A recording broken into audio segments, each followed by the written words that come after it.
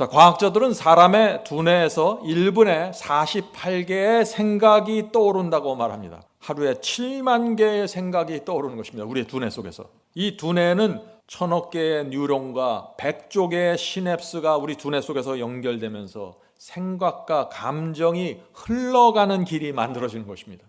자, 이제 질문을 드립니다. 우리의 두뇌에서 그렇다면 이 길이, 생각과 판단의 이 길이 어떻게 만들어지게 될까요? 구원은 뇌세포에서 일어나는 실제적인 변화입니다. 그 변화가 생겨야만 천국 시민으로 살 수 있는 것입니다. 오늘 그래서 우리가 이 두뇌를 좀 살펴보려고 하는 것입니다.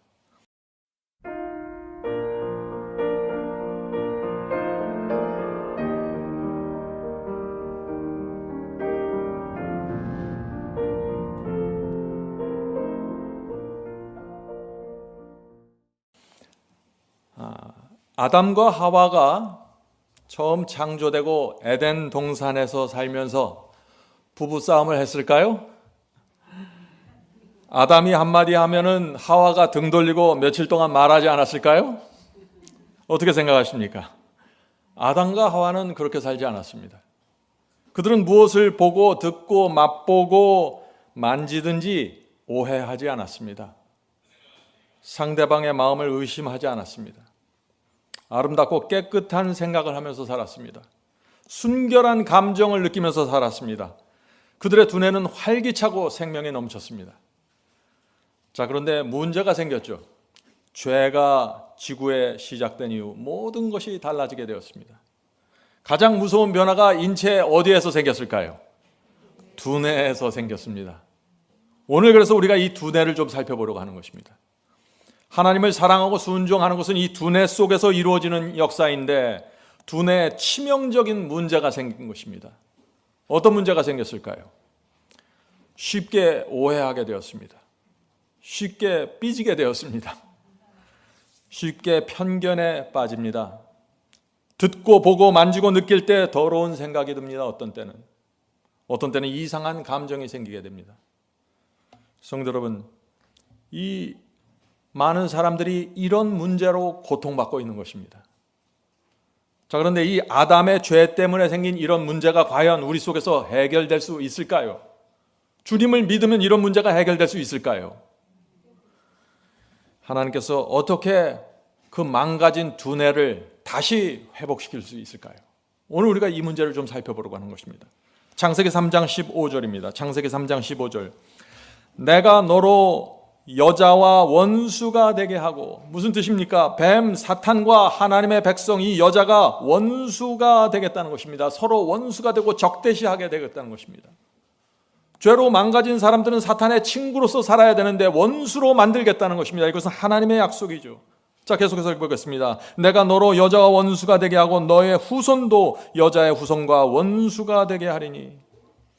하나님께서 이 성도들의 두뇌 속에 사탄과 죄를 미워하는 정신을 새겨주시겠다는 것입니다. 다시 말해서 하나님께서 망가진 두뇌 세포를 치유해 주시겠다는 것입니다. 이것은 주님을 믿고 영접할 때 원래는 두뇌 속에서 놀라운 변화가 생기는 것이 정상입니다. 그런데 오늘날 기독교에서 이 변화의 경험이 사라져버린 것입니다. 두뇌를 이해하지 못하게 된 것입니다. 온 마음으로 우리가 주님을 붙잡으면은 두뇌의 신경세포에서 전기작용의 변화가 생기고 호르몬의 변화가 생기는 것이 정상입니다. 자, 이제 질문을 드립니다. 삭개오가 회개하고 막달라 마리아가 회개했을 때 두뇌 속에서 변화가 생겼습니다. 그래서 그들의 생애의 열매가 생긴 것입니다. 그렇다면 우리가 거듭나고 변화될 때도 우리 두뇌 속에서 변화가 생길까요? 그렇습니다. 성도 여러분, 이 구원은 뇌세포에서 일어나는 실제적인 변화입니다. 그 변화가 생겨야만 천국 시민으로 살 수 있는 것입니다. 회개와 성화는 두뇌에서 실제적으로 일어나는 변화입니다. 그래서 죄를 붙잡고 있던 사람이 죄를 혐오하면서 버리게 되는 것입니다. 두뇌에서 변화가 생긴 것입니다. 구원은 하나님께서 너 구원받아서 하고 일방적으로 주시는 것이 아니에요. 하늘 생명책에 내 이름이 기록되면은 두뇌에서도 변화가 생기는 것입니다. 그 책에만 기록되고 끝나는 것이 아니에요.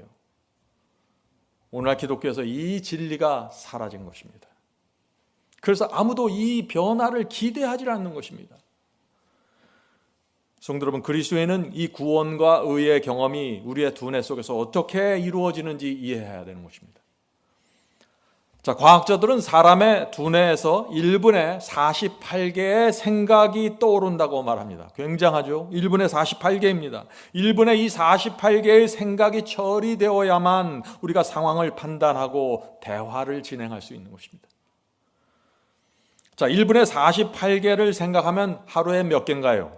하루에 7만 개의 생각이 떠오르는 것입니다. 우리의 두뇌 속에서. 이런 두뇌에서 엄청난 생각과 판단이 처리되어야만 우리가 정상적인 삶을 살아갈 수 있다는 것입니다. 자, 보통 성인의 두뇌는 3파운드, 1.3kg 정도 된다고 합니다. 이 두뇌에는 1000억 개 이상의 뇌세포가 있습니다. 뉴런이 있는 것입니다. 1000억 개 이상의 뉴런이 있고 각각 그 뇌세포를 연결시켜주는 시냅스라는 것이 있는데 이 시냅스의 숫자는 100조 개입니다. 그래서 우리가 생각하고 판단할 때마다 이 두뇌 회로가 움직이는 것입니다. 뉴런과 뉴런이 연결되고 시냅스라는 연결 통로가 생기면서 두뇌가 작동되는 것입니다. 정교한 컴퓨터입니다. 1000억 개의 뉴런과 100조 개의 시냅스가 우리 두뇌 속에서 연결되면서 생각과 감정이 흘러가는 길이 만들어지는 것입니다. 이 길이라는 단어가 중요합니다. 생각, 감정, 판단이 흘러가는 길이 우리 두뇌 속에 있는 것입니다. 그래서 이 길이 중요합니다. 자, 이제 질문을 드립니다. 우리의 두뇌에서 그렇다면 이 길이, 생각과 판단의 이 길이 어떻게 만들어지게 될까요? 이 길이 정확하게 만들어져야 그리스도인으로 살 수 있는 것입니다. 이 질문이 오늘 설교의 주제입니다. 두뇌에 어떤 길이 만들어지는가에 따라 우리의 경험과 생각과 신앙이 다 달라지는 것입니다. 자, 똑같은 생각을 계속해서 반복하면은 그 생각하는 길이 어떻게 돼요? 점점 더 분명하게 됩니다. 늘 그 길로 생각을 하게 되면 그 길이 분명해지는 것입니다. 이것이 과학입니다. 자, 산에 길이 없었는데 사람들이 계속해서 한 길로 다니면 어떻게 될까요? 길이 생기는 것입니다. 똑같은 생각이 우리 두뇌에서 계속해서 흘러가면 어떻게 됩니까? 길이 생기는 것입니다. 이것이 두뇌의 과학입니다. 성도 여러분, 마지막 사명 그 설교를 유튜브에서 계속 듣고 바이블 칼리지에서 계속해서 이 말씀을 공부하면 어떻게 됩니까? 두뇌 속에 새로운 길이 생기는 것입니다. 그래서 여러분이 여기 와 계신 것입니다. 전같이 생각하면, 전에 다니던 길로 다니면 여기 올 수 없는 것입니다. 두뇌에서 새로운 길이 생기면은 죄와 세상을 사랑하는 사람도 그런 것들을 싫어하게 되는 것입니다. 말씀을 보면 졸던 사람도 이제 말씀을 보면 깨어나게 되는 것입니다. 왜 그럴까요? 새로운 길이 두뇌 속에서 생긴 것입니다. 이것은 과학입니다. 전에 미워하던 것이 좋아지고 전에 좋아하던 것을 싫어하게 됩니다. 왜 이런 변화가 생겼어요? 이제 여러분들이 대답하실 수 있죠.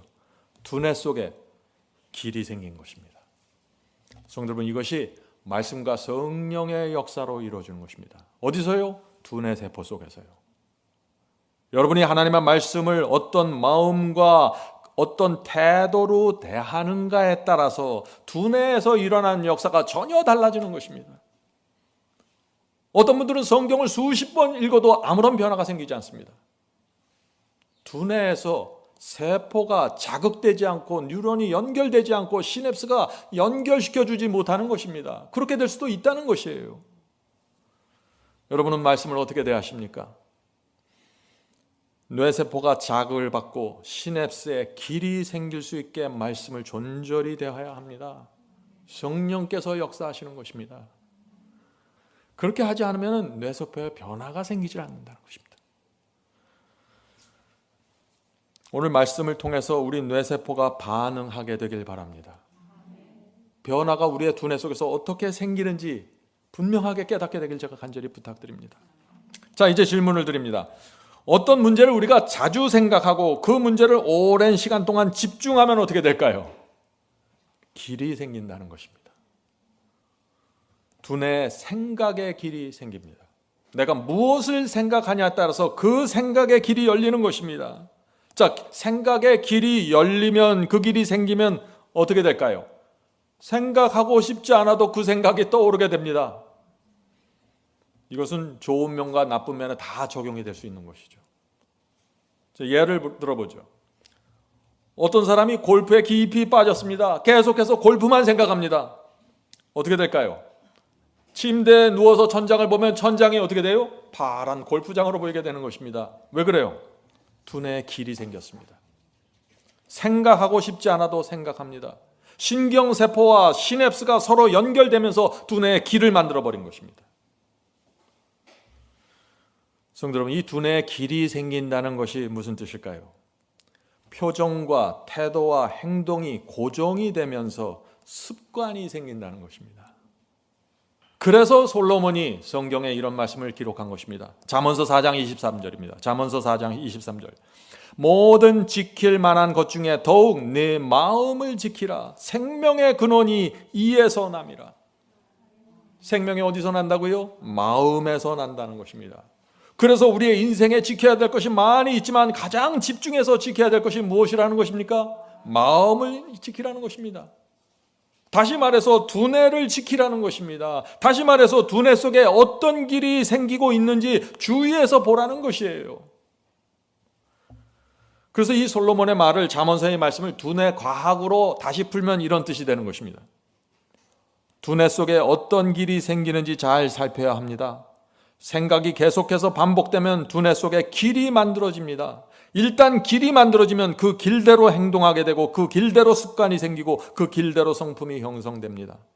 그러므로 두뇌에서 어떤 생각과 어떤 감정의 길이 생기는지 잘 지켜보시오. 이것이 솔로몬의 말씀입니다. 더러운 생각, 더러운 감정 속에 오래 머물러 있으면 어떻게 될까요? 두뇌 속에 어떤 길이 생길까요? 불순종의 길이 생기게 됩니다. 불순종의 길이 생긴다는 것이 무슨 뜻이에요? 하나님의 말씀에 순종하지 않는 것이 당연하게 생각된다는 것입니다. 죄를 범하면서도 대수롭지 않게 넘어간다는 것이에요. 왜요? 길이 생겨버렸어요. 편합니다, 그 길이. 가지 않던 길을 가려고 하면 힘든 것입니다.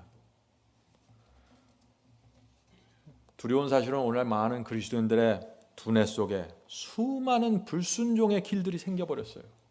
그래서 복음을 듣고 진리를 들어도 깨닫질 못하는 것입니다. 자기가 다니던 길 속에서 벗어나려고 하질 않아요. 주님을 영접하고 복음을 받았고 거듭났다고 말하는데, 그런 간증을 하는데 두뇌 세포에는 죄와 불순종으로 가는 길이 열려져 있는 것입니다. 그래서 이 복음을 이해하지 못하는 것이에요. 그런 두뇌의 상황 속에서는 경건한 생애를 살 수 없다는 것입니다. 이것이 두뇌의 과학입니다. 바울은 이 두뇌에 대해서 놀라운 말씀을 했습니다. 자, 빌립보서 2장 5절입니다. 빌립보서 2장 5절. 너희 안에 이 마음을 품으라. 곧 그리스도 예수의 마음이니. 성도 여러분, 그리스도 예수의 마음을 품는다는 것이 무슨 뜻입니까? 두뇌 속에 새로운 길이 열렸다는 것입니다. 주님의 뜻대로 생각하는 새 길이 열렸다는 것입니다. 생각과 감정이 성령께서 인도하시는 대로 따라가는 길이 생겼다는 것이죠. 이것이 거듭남이고 예수의 마음을 받는 경험입니다. 새 길이 생기는 것입니다. 그냥 예수를 그냥 인정하고 마음으로 생각하는 것이 아니에요. 두뇌에서 새 길이 생기는 것입니다. 구체적인 변화입니다. 이것은 거듭남이란 우리 두뇌에서 죄와 세상을 미워하는 생각의 패턴이 생기는 것입니다. 두뇌에서 뉴런과 뉴런이 연결되면서 의를 사모하는 새로운 길이 생겨버리는 것입니다. 그래서 내 삶이 달라지는 것입니다. 그래서 인생관이 달라지고 철학이 달라지고 교회를 바라보는 눈이 달라지고 성경을 바라보는 눈이 달라지는 것입니다. 이게 그냥 생기는 것이 아니라는 것입니다. 성도 여러분, 우리가 이 두뇌의 과학을 살펴보면요, 예정론의 허망함을 보게 됩니다. 한 번 구원받으면 영원한 구원, 믿기만 하면 구원, 이런 교리들이, 이런 설교들이 얼마나 허망한 것인지 우리가 들여다보게 되는 것입니다. 두뇌를 살펴보면 알게 되는 것이에요. 뇌세포가 활성화되고 뉴런과 시냅스가 연결되는 길이 생기지 않으면 용서도 안 되고 구원도 안 되는 것입니다. 구원은 하나님께서 마음대로 정할 수 있는 것이 아니에요. 우리 뇌세포 속에서 실제적인 변화가 생기는 것입니다. 그래서 내 마음과 하나님의 마음이 조화를 이루는 것입니다. 순종하고 싶은 마음이 생기는 것입니다. 뇌세포의 변화입니다. 오늘 우리는 그래서 두뇌세포에서 이 새로운 길을 만들 수 있는 7가지 원칙을 좀 살펴보려고 합니다. 7가지 원칙입니다. 이 7가지 원칙이 우리의 삶에 적용이 되면 어떻게 될까요? 변화가 생기는 것입니다. 오늘 우리가 나눌 말씀은 진리이고 과학입니다. 오늘 말씀이 기대가 되십니까? 예. 자, 첫 번째 원칙은 생각이 반복되면 될수록 생각의 길이 분명하게 만들어진다입니다. 다시 한번 읽겠습니다. 생각이 반복되면 될수록 생각의 길이, 두뇌 속에 있는 생각의 길이 좀 더 깊이 파이고 좀 더 분명하게 만들어진다는 것입니다. 자, 바울은 이 말씀에 대해서, 이 원칙에 대해서 놀라운 말씀을 했습니다. 골로새서 3장 1절 2절입니다. 골로새서 3장 1절 2절. 그러므로 너희가 그리스도와 함께 다시 살리심을 받았으면, 자, 무슨 뜻인가요? 그리스도와 함께 죽고 다시 태어난다는 것입니다. 거듭났다는 것입니다. 거듭난 사람에게 어떤 일이 생기나요? 계속해서 읽겠습니다. 위의 것을 찾으라. 거기는 하나님께서 하나님의 우편에 앉아 계시느니라. 위의 것을 생각하고 땅의 것을 생각지 말라. 성도 여러분, 구원의 경험입니다. 그리스도와 함께 죽고 살았으면 이런 변화가 생긴다는 것입니다. 위의 것을 찾게 되는 것입니다. 땅의 것을 생각하지 않게 되는 것이에요. 두뇌에서 새로운 길이 생기려면은 바울은 2가지가 필요하다고 지금 말하고 있는 것입니다. 무엇이에요? 첫째는 계속해서 위의 것을 찾으라는 것입니다. 둘째, 계속해서 위의 것을 생각하라는 것입니다. 바울이 왜 위의 것, 하늘에 속한 것을 찾고 생각하라고 했을까요? 그래야만 우리 두뇌에서 뉴런과 뉴런이 연결되면서 길이 생기는 것입니다. 이것이 과학의 설명입니다. 성도 여러분, 그러므로 우리가 위의 것을, 하늘에 속한 것을 생각하고 묵상해야 한다는 것입니다. 하나님의 뜻대로 생각하고 계획해야 합니다. 그래야만 우리의 두뇌 세포에서 새로운 길이 점점점 분명하게 열리게 되는 것입니다. 가만히 있어서 저절로 되는 것이 아니에요. 그렇다고 해서 내가 억지로 노력해서 이 길을 만들 수 있는 것도 아닙니다. 거듭나고 새 마음을 받았으면은 하늘에 속한 것을 찾고 사모하게 되는 것입니다. 하늘에 속한 것을 좋아하게 되는 것입니다. 그래서 자꾸 그것을 찾게 되는 것입니다. 그래서 길이 열려버리는 것입니다. 이것이 하늘의 과학입니다. 하나님께서 우리의 두뇌를 이렇게 만드셨습니다. 성도 여러분, 우리가 한번 거듭나고 새 마음을 받았을지라도 성령을 거절하고 더러운 것을 찾으면 어떻게 될까요? 길이 막힙니다. 두뇌에 생긴 이 새 길이 막히게 되는 것입니다. 하나님의 역사가 멈추게 되는 것입니다. 길을 내시는 하나님의 역사가 말이죠. 그래서 이 마음에서 주님의 은혜에 대한 감사가 사라집니다. 왜요? 두뇌의 길이 막혀가고 희미해지는 것입니다. 그럴 때 우리가 회개해야 되고 말씀으로 돌아가야 되는 것입니다. 주님, 내 머릿속에 있는 길이 사라지는 것 같습니다. 도와주시옵소서. 이렇게 해야 되는 것입니다. 우리가 그래서 성령의 역사로 새 마음을 받았으면 이 두뇌 속에, 마음 속에 이런저런 쓰레기를 담으면 안 됩니다. 그렇게 되면 열렸던 길이 희미하면서 막히게 되는 것입니다. 이것은 제 얘기가 아니에요. 이것이 과학입니다. 성도 여러분, 그래서 우리 그리스도인의 변화는 막연하게 이루어지는 것이 아닙니다. 아주 분명한 결과를 만들어냅니다. 여러분이 드라마와 영화를 매일 보면서 빠져 있으면 어떻게 될까요? 그 길이 이상한 쪽으로 뚫려버리는 것이에요. 그래서 제가 우리 성경 말씀을 보면 이거 하지 말라 저거 하지 말라라는 말씀이 나오는 이유가 바로 이것이에요. 우리 성령께서 우리 속에 길을 내고 싶은데 협력하지 않는다는 것입니다. 사람들이. 여러분은 두뇌에서 새로운 길이 열리길 원하십니까? 저는 정말 원합니다. 바울의 말씀을 잘 들어보세요. 고린도후서 3장 18절의 말씀입니다. 고린도후서 3장 18절. 우리가 다 수건을 벗은 얼굴로 거울을 보는 것 같이 주의 영광을 보매. 자, 전에는 얼굴에 수건을 덮고 있었습니다. 그래서 주의 영광을 볼 수가 없었어요. 제대로 볼 수가 없었습니다. 얼굴에서 수건을 치워야만 주님의 영광이 분명하게 보인다는 것입니다. 자, 계속해서 읽어보겠습니다. 거울을 보는 것 같이 주의 영광을 보매 저와 같은 형상으로 화하여 영광으로 영광에 이르니 곧 주의 영으로 말미암느니라. 자, 어떻게 하면 얼굴을 덮고 있는 이 수건을 치울 수 있을까요? 어떻게 하면 주님의 영광을 분명하게 볼 수 있을까요? 주의 영이 임해야 되는 것입니다. 하늘로부터 내려오는 생명의 떡을 먹어야 되는 것입니다. 말씀을 먹어야 됩니다. 말씀이 내 속에 들어갈 때 성령의 역사가 함께 들어가서 이루어진다 하는 것입니다. 두뇌 속에서 말이죠. 내 뜻을 땅에 묻어버리고 바짝 엎드려서 하나님의 말씀을 받아야 합니다. 그래야 성령의 역사하셔서 두뇌에 길이 열리는 것입니다. 말씀 앞에서 완전하게 굴복해야 합니다. 말씀이 있는데 내 뜻은 이렇습니다. 내 생각은 이렇습니다. 자꾸 이러면 길이 열리겠어요? 성도 여러분, 말씀과 성령의 역사가 이루어질 때 그것이 우리 죄인에게 유일한 소망이 되는 것입니다. 내 마음대로 뉴런을 떼었다 붙였다 할 수 없어요. 내 마음대로 시냅스를 옮길 수가 없어요. 이것은 전적으로 성령께서 말씀을 통해서 이루어지는 역사입니다. 오늘 우리는 우리 두뇌 속에서 이루어지는 실제적인 과학적인 구원의 경험을 지금 나누고 있는 것입니다. 자, 분명한 사실은 뭐예요? 우리 스스로 두뇌 속에 있는 길을 바꿀 수 없다는 것입니다. 우리 힘으로 뉴런과 시냅스를 억지로 연결시킬 수가 없어요. 오랫동안 굳어진 감정과 생각의 패턴을 내 마음대로 바꿀 수가 없는 것입니다. 예를 들어보죠. 어떤 집사님은요, 남편 얼굴만 보면 화가 난다고 간증합니다. 어떤 분은 은퇴 후의 삶을 생각하면 머리가 욱신욱신하고 후회와 원망으로 잠이 오지 않는다고 그래요. 왜 이런 문제가 생길까요? 오랜 세월 동안 감정과 생각의 패턴이 머릿속에서 굳어졌기 때문입니다. 길이 나버린 것입니다. 그래서 짜증과 원망을 멈추고 싶지만 잘 안 되는 것입니다. 그것이 길이 나 있다는 것입니다. 성도 여러분, 그러나 우리가 좌절할 필요가 없습니다. 변화되실 수 있습니다. 길이 잘못 났다고 했어도 새로운 길을 개척할 수가 있는 것입니다. 어떻게 해요? 말씀과 성령으로.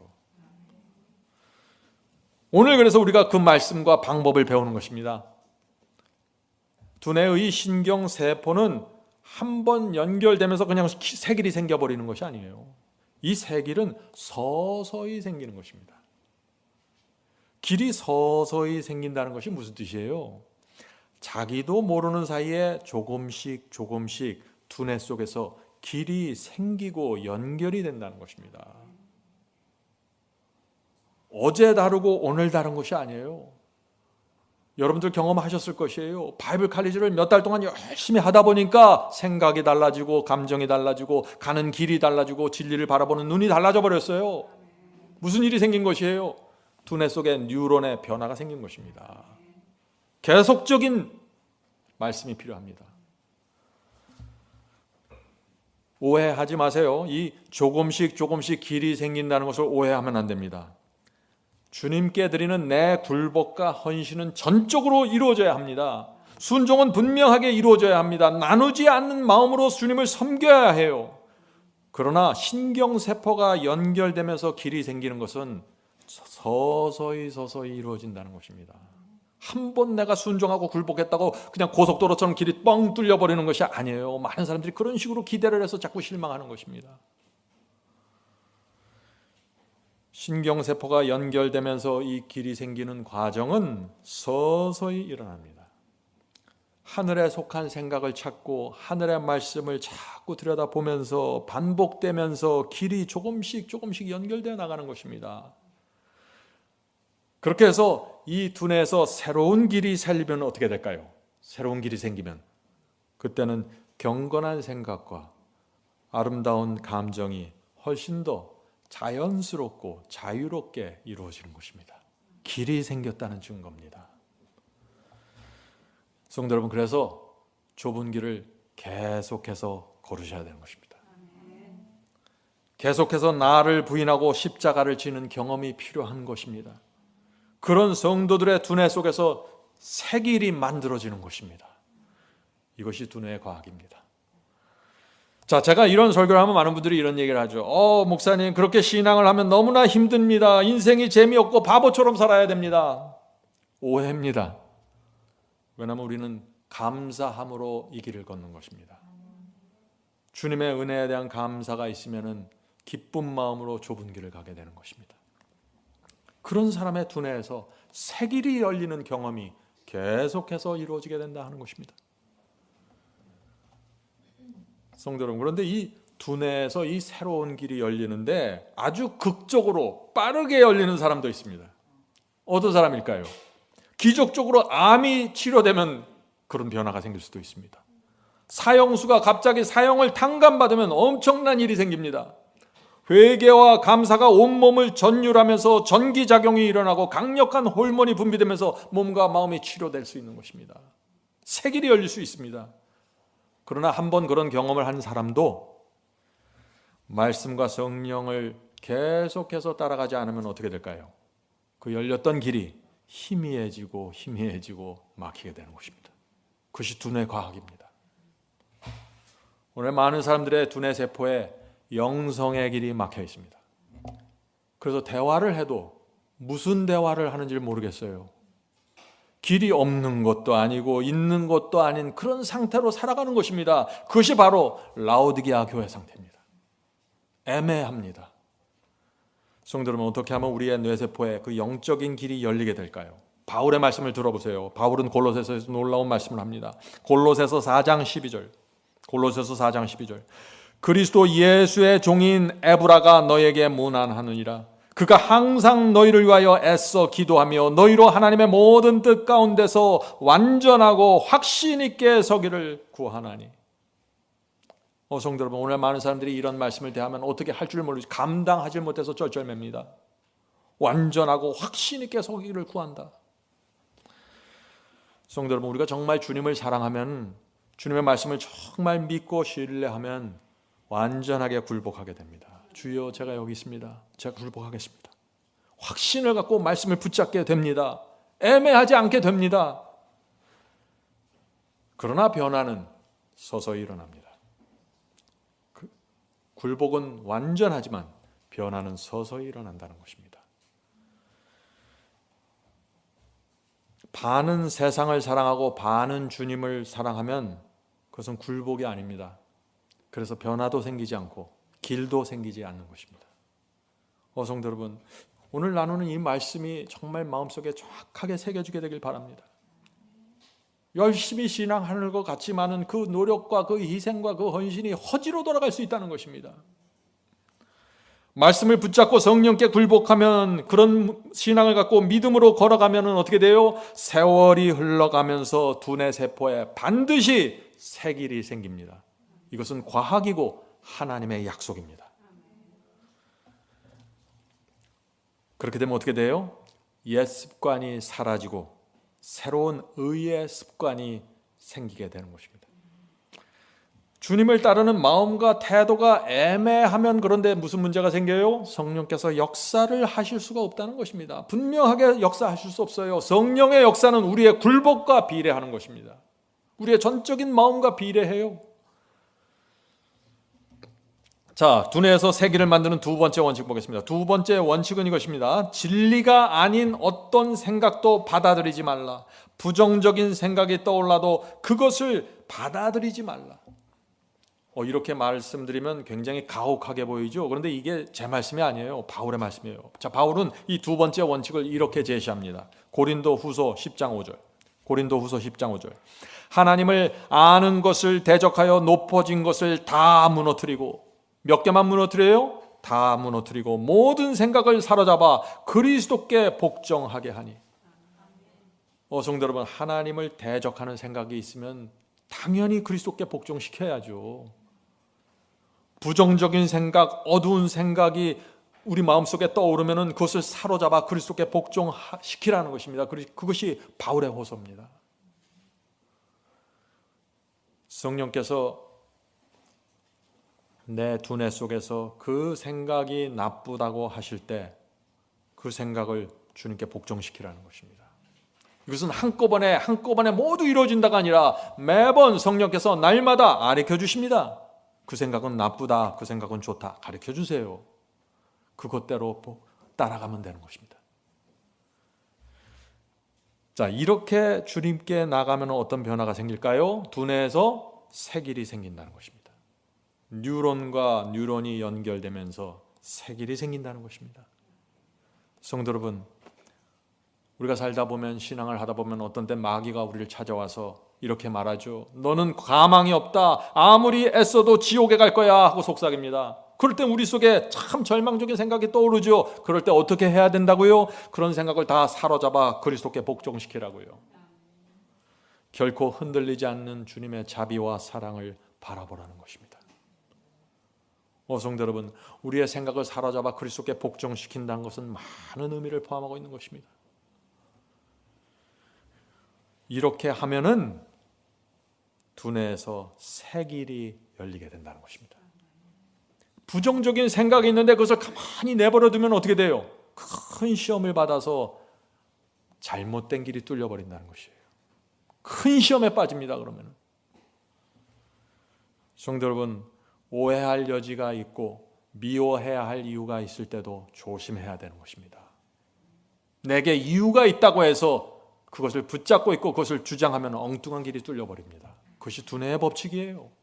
내가 바라보고 내가 생각하고 내가 습관하는 대로 길이 뚫려버리는 것입니다. 두뇌 세포는 내 뜻과 내 의지와 내 결정과 내 선택을 따라서 뚫리는 것입니다. 성도 여러분, 그래서 우리가 마음에 어려움이 생기고 시험이 생길 때 사랑을 기억해야 합니다. 사랑을 놓치면 안 됩니다. 사랑을 놓치면 길이 막힙니다. 요한일서 보겠습니다. 요한일서에 그래서 이런 말씀이 있는 것이죠. 요한일서 4장 7절과 8절입니다. 요한일서 4장 7절과 8절. 사랑하는 자들아, 우리가 서로 사랑하자. 사랑은 하나님께 속한 것이니 사랑하는 자마다 하나님께로 나서 하나님을 알고 사랑하지 아니하는 자는 하나님을 알지 못하나니 이는 하나님은 사랑이십니다. 성도 여러분, 사도들은 분명하게 말씀하고 있습니다. 사랑이 아니면 가짜라고요. 내가 시험받고 내가 유혹받고 있는 것은 핑계가 될 수 없다는 것입니다. 사랑으로 극복하라는 것입니다. 사랑으로 그 사람의 허물을 덮고 세기를 내야 된다는 것입니다.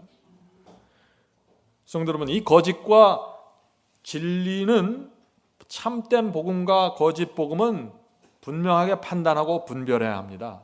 복음과 예언은 분명하게 우리가 분별해야 합니다. 그러나 사람은 사랑과 겸손으로 대해야 하는 것입니다. 많은 분들이 진리와 거짓을 분별하고 판단하는 것처럼 사람을 자꾸 그렇게 대하려고 합니다.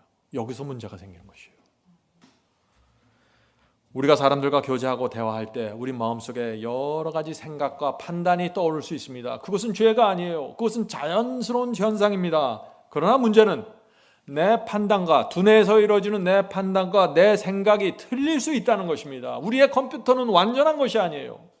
오류가 생길 수 있는 것입니다. 우리는 다 부족해서 오해할 수 있고 잘못 판단할 수 있는 것입니다. 그것을 인정해야 되는 것이에요. 자, 예를 들어볼까요? 한 번은 어떤 목사님이 말씀을 전하기 위해서, 선교를 위해서 그 교회에 있는 어떤 부자 교인에게 헌금을 호소했습니다. 그런데 그 교인이 재물을 헌신하려고 하지 않았습니다. 그러니까 이 목사님이 답답해서 그 사람에게 욕심을 버리라고 호소했어요. 그러니까 그 사람이 어떻게 했을까요? 답답한 마음으로 목사님 하면서 자기의 상황을 쭉 얘기합니다. 그 사람은 한때 부자였습니다. 그런데 사업에 얼마 전에 큰 실패를 해서 큰 빚을 지게 되었습니다. 너무나 큰 짐에 눌려 있었고 하루하루 힘들게 살아가고 있었어요. 목사님은 그것도 모르고 오해한 것입니다. 무엇이에요? 생각과 판단이 틀렸다는 것입니다. 자기는 맞았다고 생각했는데 틀린 것입니다. 우리의 두뇌 컴퓨터는 이런 잘못을 범합니다. 그것을 인정해야 됩니다. 그래야 조심하게 됩니다. 그래서 이 목사님이 그때 깊이 회개했습니다. 그 사람에게 진심으로 사과했고 이제 다시는 내가 다른 사람을 쉽게 오해하고 판단하지 않겠습니다 라고 고백했습니다. 성도 여러분, 우리는 다른 사람의 삶을 모릅니다. 그 사람이 오늘 교회 와서 왜 그런 표정을 지었는지 모르는 것입니다. 그 뒤의 상황을. 근데 많은 사람들이 얼굴 가죽에 쓰여진 표정만 보고 자꾸 판단하는 것이에요. 저 사람이 왜 저렇게 나를 볼까? 왜 이런 인상을 쓸까? 그래서 자꾸 시험을 받는 것이에요. 어떤 사람에 대해서 부정적이고 어두운 생각이 떠오르면 어떻게 해야 돼요? 사랑으로 덮어주라는 것입니다. 좋은 쪽으로 생각해 주라는 것입니다. 그런 원칙을 가진 사람의 두뇌 세포에 뭐가 생겨요? 사랑의 길이 뚫린다는 것입니다. 사랑의 길이 뚫려야 돼요. 그냥 어두운 생각, 부정적인 생각, 오해 생각하면 바로 표현하고 바로 공격하면은 그 길이 안 뚫려요. 엉뚱한 길이 뚫려버려요. 성도 여러분, 이 두뇌의 사랑과 자비의 길을 만드는 원칙 잘 기억하셔야 돼요. 그 원칙이 뭐예요? 제가 다시 말씀드립니다. 진리가 아닌 어떤 생각도 받아들이지 말아야 합니다.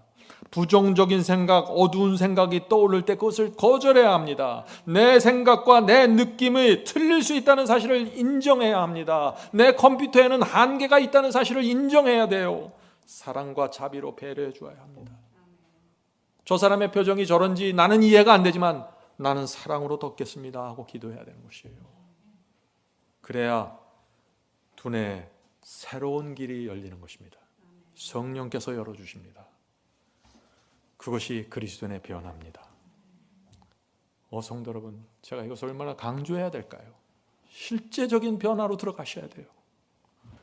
자, 마음의 변화를 가져오는 세 번째 원칙 보겠습니다. 세 번째 원칙은 두뇌의 새 길을 만들려면은 말씀을 마음에 채워야 합니다. 말씀을 마음에 퍼부어야 합니다. 저희 교회 성도들은 이 경험을 하셨을 것입니다. 해야만 합니다. 자, 그런데 이 뉴 에이지에서는요, 이상한 가르침을 줍니다. 뉴 에이지에서는 마음을 비우고 명상하라고 말합니다. 그것은 기독교 신앙이 아니에요. 기독교 신앙은 뭐예요? 마음을 비우는 것이 아니라 말씀으로 마음을 채우는 것입니다. 마음을 비워버리고 명상을 하면 그 빈 마음으로 뭐가 들어가요? 일곱 귀신이 들어가는 거예요. 그것이 뉴에이지에 가르치면 무서운 미혹이에요. 하나님의 말씀이 우리 속에 들어가면서 세속적이고 더러운 것들이 밀려나게 되는 것입니다. 내 육신은 그것을 붙잡으려고 애를 써요. 그러나 하나님의 말씀이 무거운 무게를 가지고 밀고 들어가는 것입니다. 그래서 우리가 말씀과 성령을 대하는 태도가 존절해야 된다는 것입니다. 그래야 이것이 밀려나는 것입니다. 로마서 12장 2절 보겠습니다. 로마서 12장 2절. 너희는 이 세대를 본받지 말고 오직 마음을 새롭게 함으로 변화를 받아 하나님의 선하시고 기뻐하시고 온전하신 뜻이 무엇인지 분별하도록 하라.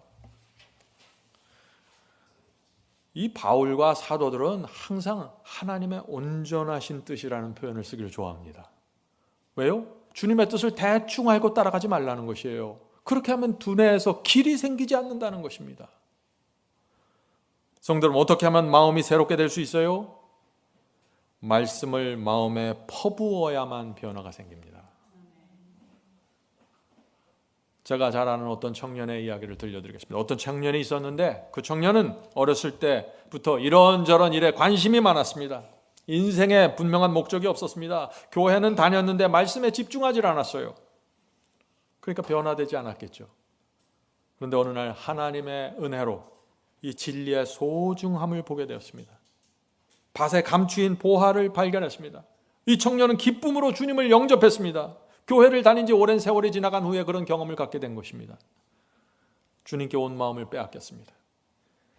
이 청년은 그때부터 말씀을 마음에 퍼붓기 시작했습니다. 몇 년 후에 청년이 이렇게 간증했습니다. 나는 우유부단하고 연약한 사람이었는데 말씀이 마음에 퍼부어지면서 인생의 분명한 목적을 갖게 되었습니다. 내가 가야 할 길을 보게 되었고 복음에서 무엇이 중요하고 어떤 기별을 전해야 되는지 보게 되었습니다. 내 마음과 삶에는 새로운 원칙이 세워졌습니다. 성도 여러분, 이 청년의 마음속에 무슨 일이 생긴 거예요? 두뇌 속에서 무슨 일이 생겼습니까? 새 길이 생긴 것입니다. 여러분은 이 변화를 원하십니까? 이것은 구체적이고 과학적인 변화입니다. 누구나 원하기만 하면 이 변화를 경험할 수 있는 것입니다. 그래서 우리는 말씀을 마음에 퍼부어야 합니다. 주의 거룩한 말씀을 퍼부어야 합니다. 많은 분들이 바이블 칼리지를 공부하면서 마음과 신앙이 변화되었다고 간증을 하죠. 왜 그런 간증을 할까요? 마음에 말씀이 퍼부어지면서 생각의 패턴이 달라지고 감정을 하는 길이 달라지게 된 것입니다. 그래서 자기가 자기를 볼 때도 달라졌다고 느끼는 것입니다. 구체적인 변화입니다. 네 번째 원칙으로 가겠습니다. 네 번째 원칙. 생각을 마음에 품기 전에 분석해야 한다. 그 생각이 어디로부터 오는 건지 살펴보아야 한다. 이것이 네 번째 원칙입니다. 이 사도 야고보의 말씀을 들어보죠. 사도 야고보는 아주 구체적으로 말하고 있습니다. 야고보서 3장 14절부터 18절입니다. 야고보서 3장 14절부터 18절. 너희 마음속에 독한 시기와 다툼이 있으면, 자, 독한 시기와 다툼이라 그랬어요. 마음에 어두운 것들이 있으면 어떻게 해야 될까요? 읽어보죠. 자랑하지 말라. 어두운 생각과 감정이 있으면 자랑하지 말라는 것입니다. 다시 말해서 부끄러워해야 된다는 것입니다.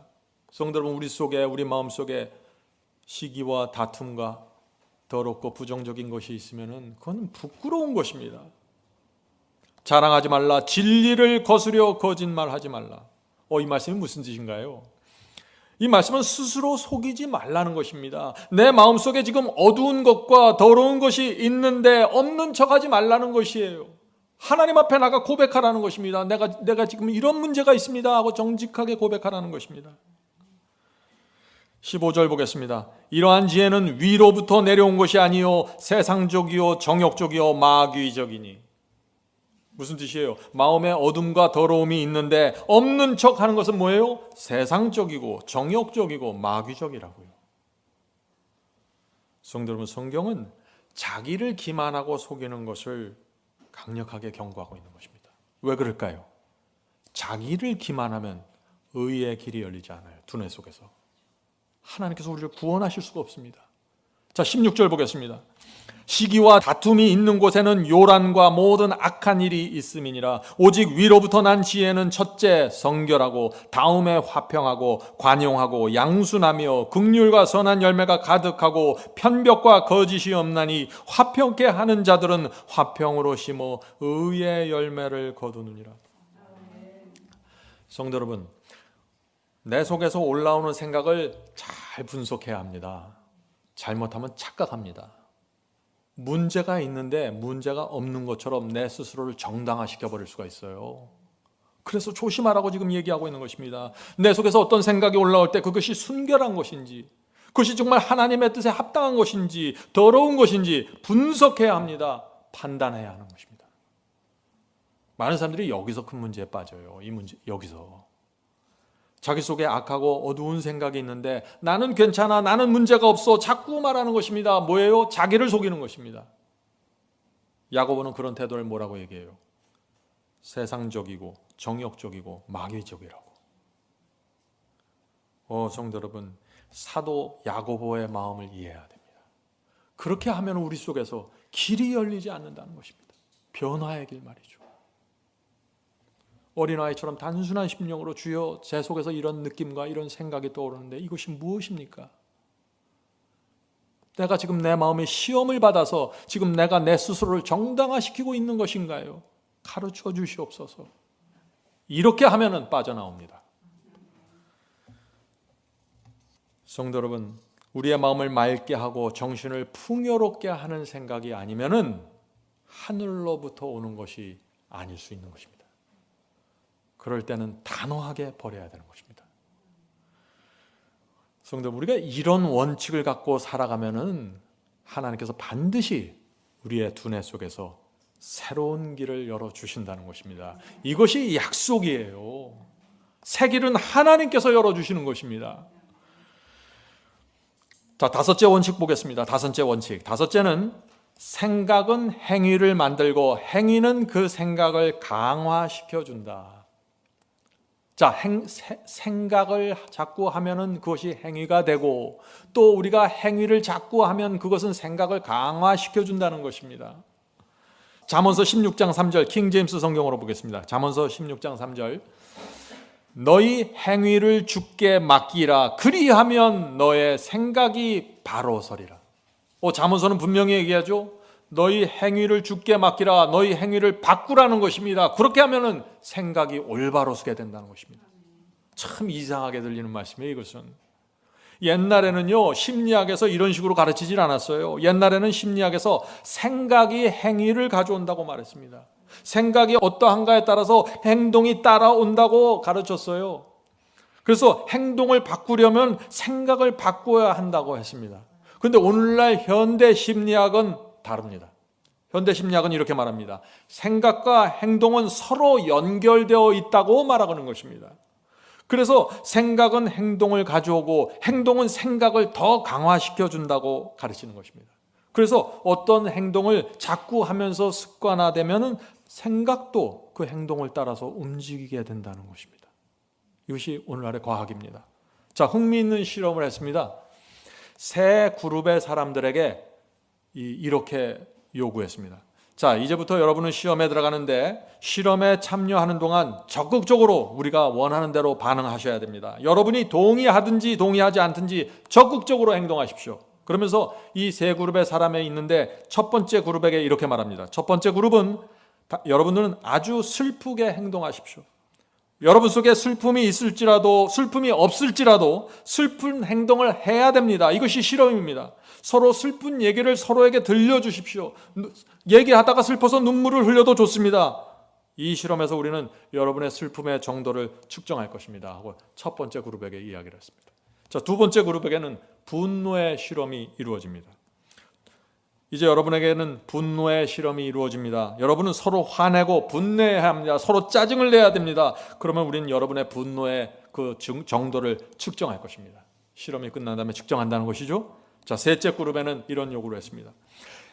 여러분은 행복과 기쁨에 대한 실험을 통과하게 됩니다. 여러분은 최선을 다해서 지금부터 행복하고 기쁜 교제를 서로 나누십시오.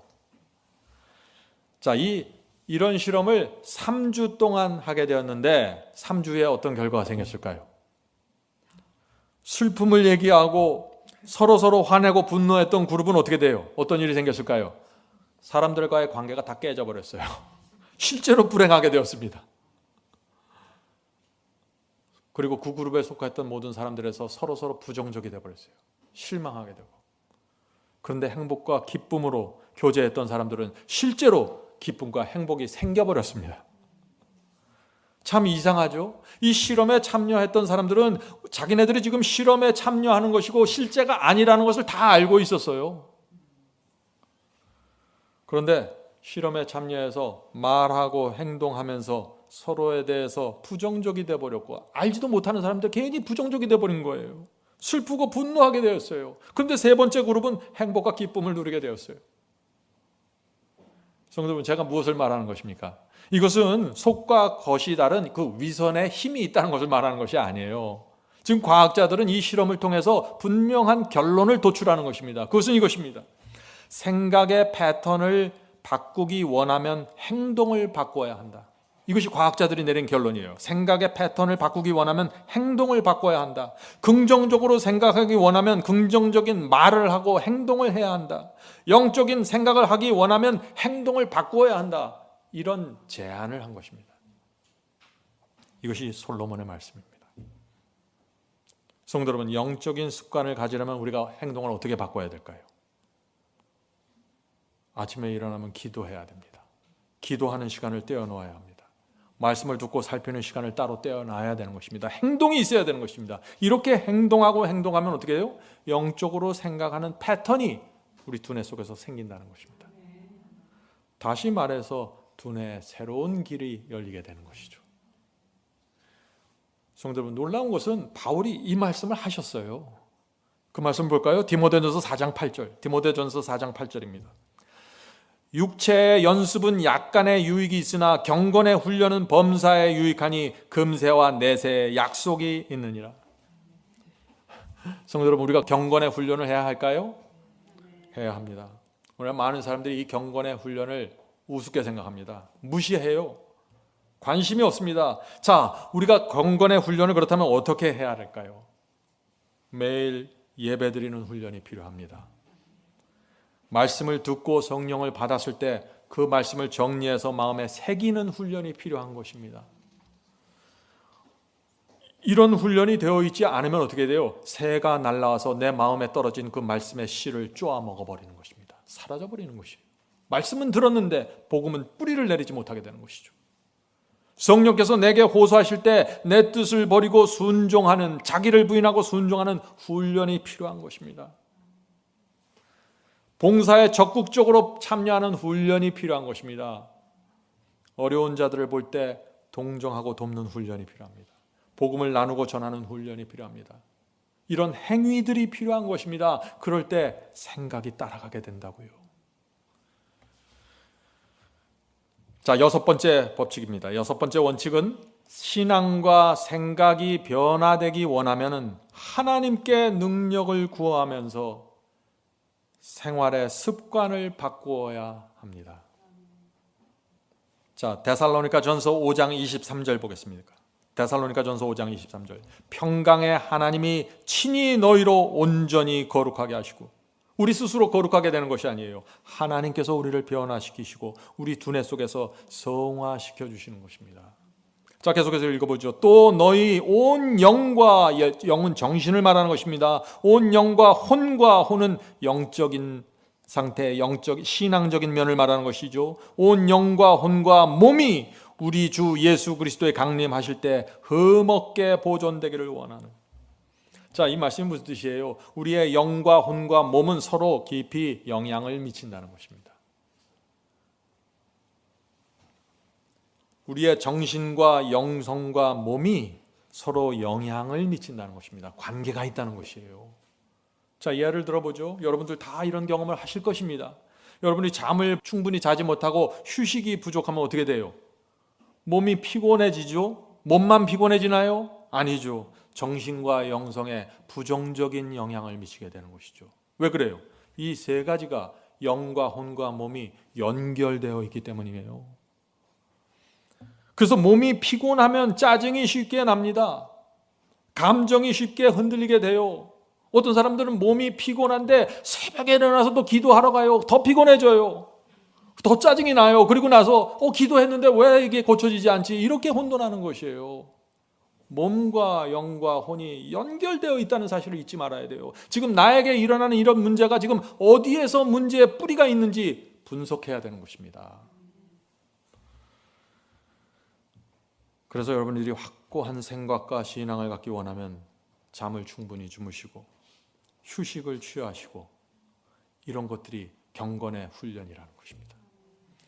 먹는 것도 혼과 영에 영향을 줍니다.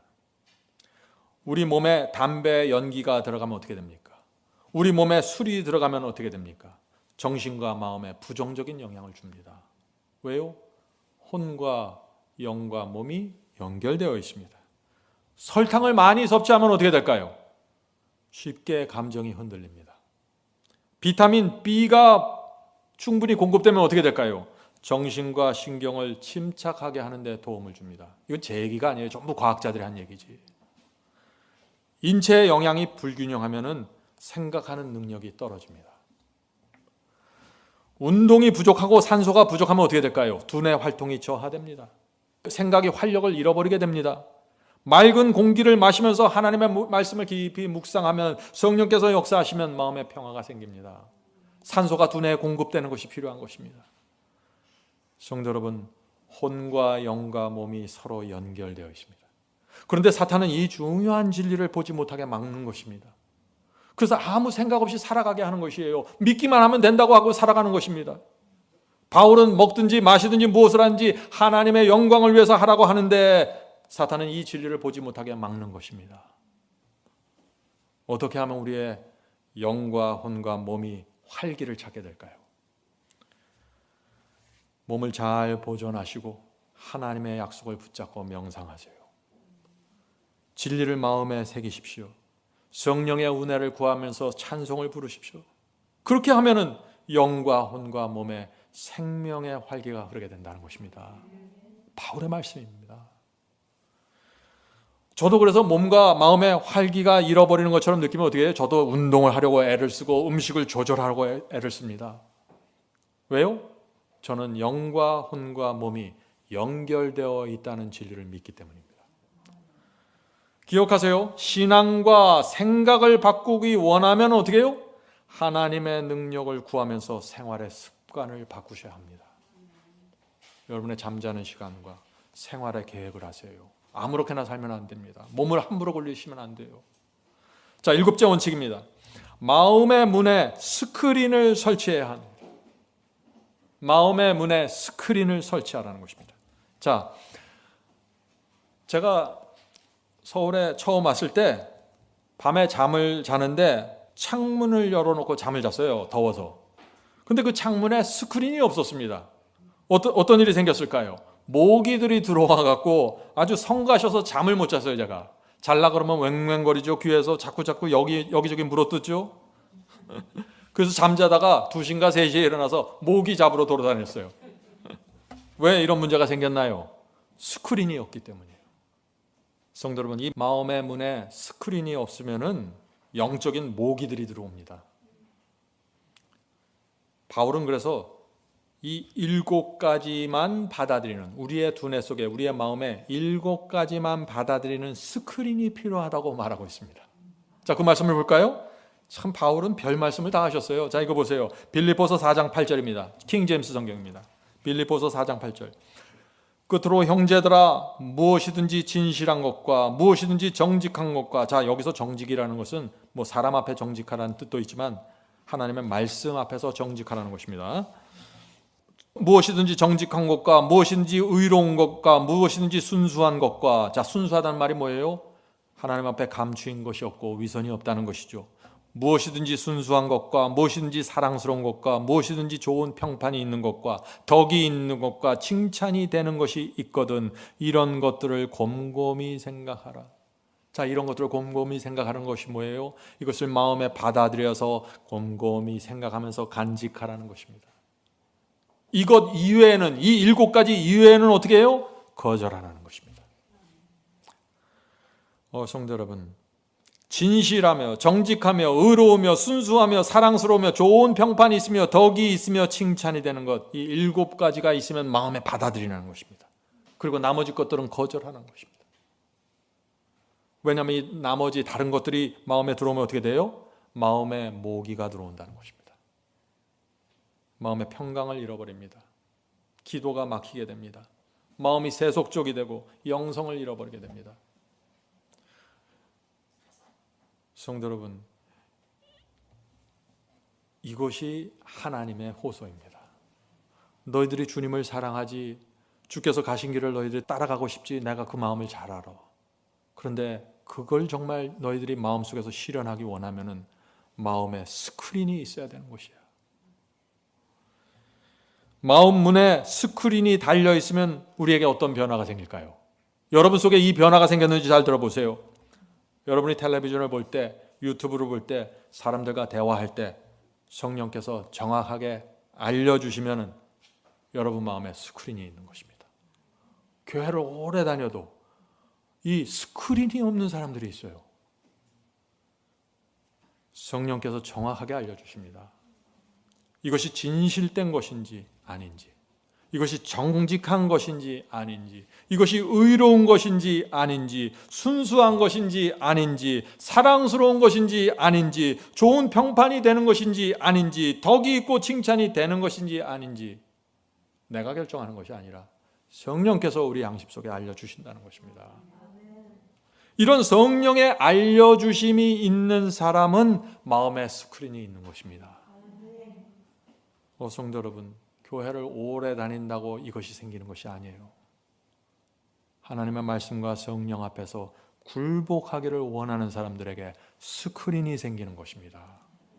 이것도 하나님의 역사입니다.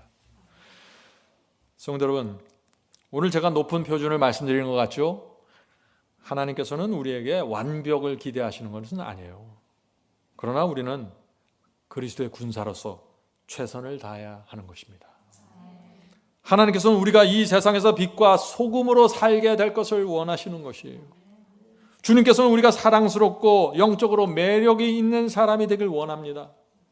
우리가 정말 신앙이 있으면 사람들이 우리 곁에 와서 대화하고 싶어 해야 돼요. 자신이 맡은 일을 충성스럽게 하는 사람이 되기를 주님께서 원하십니다. 사람들이 우리의 삶을 살아가는 모습을 보면서 우리에게 와서 당신은 도대체 어떤 믿음과 어떤 복음을 믿길래 그렇게 살아갑니까? 라고 물어보게 되기를 주께서 원하시는 것입니다. 우리와 신앙이 다를지라도, 교파가 다르고 종교가 다를지라도 사람들이 우리의 모습을 보면서 선생님은 진실하고 순수하네요, 정말 사랑스럽습니다 라는 말을 하게 되기를 원하는 것입니다. 성도 여러분, 그런데 우리 힘으로는 이런 변화를 만들어낼 수 없는 것입니다. 그래서 하나님께서 우리 속에 들어가셔서 두뇌 속에서 세포를 바꿔주시면서 길을 내주시면서 우리를 변화시켜 주시는 것입니다. 그래서 구원은 하나님의 은혜로 되는 것입니다. 우리 스스로 두뇌 세포를 떼었다 붙였다 할 수 없죠. 그것은 전적으로 하나님께서 해주셔야 되는 것입니다. 우리 스스로 사랑과 애정을 만들어낼 수가 없습니다. 그러나 우리가 할 수 있는 것이 있어요. 그것이 무엇일까요? 우리가 주님을 섬기기로 선택할 수 있습니다. 진리가 올 때 내가 뜻을 정하고 그것을 붙잡을 수 있습니다. 이것이 첫 번째 단계입니다.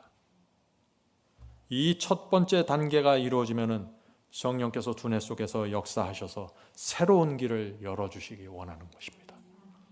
뇌세포가 움직이고 시냅스가 움직이기 시작합니다. 실제적인 역사가 이루어지는 것입니다. 이런 변화가 생기면서 길이 생기는 것입니다. 놀라운 일입니다. 그렇게 되면 어떻게 될까요? 우리의 애정이, 세상을 사랑하던 우리의 애정이 그리스도께로 옮겨지게 됩니다. 전혀 상상할 수 없는 일이 내 생애 속에서 생기는 것이에요. 전에는 진리에 관심이 없었는데 이제 진리를 사랑하게 되고 인생의 목적이 거룩한 방향으로 옮겨지게 되는 것입니다. 하나님을 기쁘게 하고자 하는 소원과 충동이 날마다 올라오게 되는 것입니다. 왜 이런 일이 생길까요? 뇌세포에서 하나님의 역사가 이루어졌습니다. 오늘 여러분 속에 그런 충동과 그런 소원과 그런 기대가 있다면 여러분 속에서 하나님의 역사가 이루어진 것입니다. 그것을 존졸하게 받고 간직하셔야 돼요. 빌립보서 2장 13절 보겠습니다. 빌립보서 2장 13절, 너희 안에 행하시는 이는 하나님이시니. 누가 우리 속에서 행하세요? 하나님께서 길을 내십니다. 하나님이시니 자기의 기쁘신 뜻을 위하여 너희에게 소원을 두고 행하게 하시나니. 하나님께서 우리 두뇌 속에서 행하시고 우리는 하나님의 기쁘신 뜻을 따라서 우리가 소원이 생기고 충동이 생기면서 그것을 행하게 또 되는 것입니다. 하나님의 역사와 우리의 협력이 같이 가는 것입니다. 이제 말씀을 마치겠습니다. 성도 여러분, 우리의 두뇌를 만드신 분이 누구십니까? 하나님이십니다. 그래서 하나님께서 우리 두뇌 속에서 길을 만드는 방법을 아시는 것입니다. 하나님을 신뢰하십시오. 하나님께서 우리의 뇌세포에 예수께 가는 길을 만들어 주십니다. 하나님께서 두뇌에 깊이 파여진 옛 길을 막아버리고 새 길을 개척하실 수 있습니다. 두뇌 속의 전기 흐름을 바꾸면서 호르몬의 분비를 바꾸면서 새로운 경험을 주실 수 있습니다. 새로운 정서와 새 마음을 주실 수 있는 것입니다. 하나님께서 하실 수 있는 것입니다. 하나님께서는 우리가 날마다 하는 생각의 패턴도 바꾸실 수 있습니다. 그런데 조건이 있습니다. 그 조건이 무엇일까요? 우주를 만드신 하나님께 굴복하는 것입니다. 주여 말씀만 하옵소서, 제가 따르겠습니다. 이렇게 하고서 납자가 엎드려 있으면 하나님께서 역사하십니다. 반만 굴복하는 것이 아니라 완전히 굴복하세요. 하나님께서 원하시는 그 길을 우리 두뇌 속에서 내실 때 여러분들이 협력하셔야 됩니다. 성도 여러분, 여러분의 성품에 문제가 있다고 느끼십니까? 변화되지 않는다는 두려움이 있습니까? 자책감이 있습니까? 희망이 없다고 생각합니까? 나는 영적으로 교만하다고 생각하십니까? 포기하지 마세요. 하나님께서는 여러분의 두뇌를 다시 프로그래밍 할 수 있습니다. 그것이 놀라운 일입니다. 아무리 오랫동안 길어진 길이라도 그것을 파헤치고 제거하실 수 있는 것입니다. 변화는 하나님께서 하시기 때문에 가능한 것입니다. 하나님께서 옛 패턴을 없애버리고 새로운 패턴을 우리 속에서 만드실 수 있는 것입니다. 여러분은 그것을 경험하셨고 앞으로도 경험하게 될 것입니다. 여러분이 하나님의 말씀 앞에 엎드려 있으면 그 일이 이루어지는 것입니다. 이것이 우리의 소망입니다. 성도 여러분, 하늘 아버지께서는 우리를 기다리고 계십니다. 우리가 뜻을 정하고 주님 앞에 나가면 도와주시고 인도하십니다. 우리를 고결한 그리스도인으로, 매력적인 사람으로 인도해 주십니다. 성령께서 우리의 뇌세포 속에서 새로운 길을 날마다 만들어 주시길 간절히 바랍니다. 하늘에 계신 저희들의 아버지, 저희의 두뇌 속에 길을 열어주시는 하나님의 은혜가 필요합니다. 하나님께 영광 돌리는 삶을 살기 원하는데 길을 열어주시옵소서. 주님, 우리 생애 속에 변화가 생기길 원합니다. 저희의 뇌세포에서 길이 열려지도록 도와주시옵소서. 부정적인 생각, 어두운 감정에서 해방되길 원합니다. 길을 열어주시옵소서. 하나님의 능력이 임해 주시옵소서. 주님의 은혜를 통해서 저희가 새로운 마음과 새로운 정서로 들어가게 도와주시옵소서. 주님, 주께서는 저희를 사랑하십니다. 우리를 위해서 모든 것을 주시고 바치셨습니다. 이제 우리가 주 앞에 나가 기도하면서 부복해 있습니다. 저희를 불쌍히 여겨주시고 성령을 보내주시옵소서. 우리의 신경세포와 뉴런에 역사해 주셔서 하나님의 의가 흘러가는 길을 열어주시옵소서. 새로운 생각의 패턴을 만들어 주시옵소서. 교만을 버리고 겸손의 길이 열릴 수 있도록 도와주시옵소서. 남을 쉽게 판단하고 오해하는 길이 막히면서 새로운 길이 열릴 수 있도록 도와주시옵소서. 간절히 원합니다. 주여, 하나님께서 저희를 모른 척 하시면 저희가 갈 곳이 없습니다. 이제 주 앞에 나가보니 저희 두뇌 속의 성령의 임재를 통하여 의의 길을 만들어 주시고 새겨 주시옵소서. 예수님의 이름으로 간절히 기도드립니다.